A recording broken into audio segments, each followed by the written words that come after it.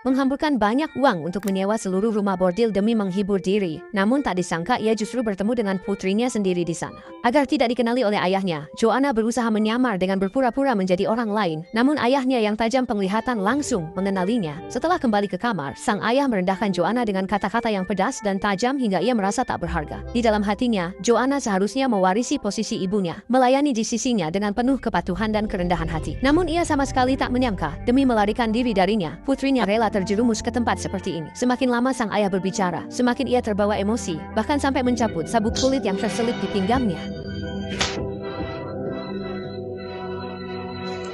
Aiwen masuk saat mendengar pertengkaran. Melihat Joanna di sudut, Aiwen mengayunkan pisau dan melukai wajah pria itu. Marah, pria itu merebut pisau lalu menusuk dada Aiwen.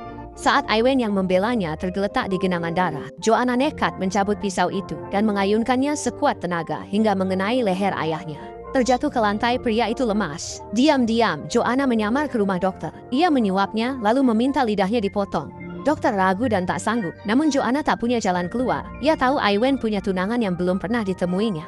Jadi ia harus menjadi bisu demi menyamar. Akhirnya Joanna nekat mengambil pisau dan memotong lidahnya sendiri. Saat itu dokter juga menyewakan kereta yang menunggu di luar.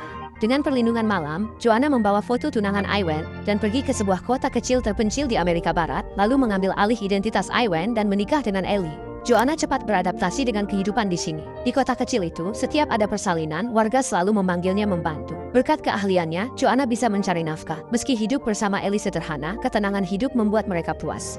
Namun pada hari itu, saat Joanna bersama suaminya datang ke gereja, ia sangat terkejut melihat pendeta di mimbar adalah ayahnya yang dulu pernah ia bunuh. Ia sama sekali tidak menyangka bahwa arwah ayahnya akan mengejarnya sampai ke sini. Sang ayah tampak sedang berkhotbah, namun sebenarnya ia sedang menyindir serta mengutuk Joanna secara terselubung. Joanna pun hanya bisa terdiam menahan rasa takutnya di kursi. Sejak itu, hidup tenangnya kembali ke neraka.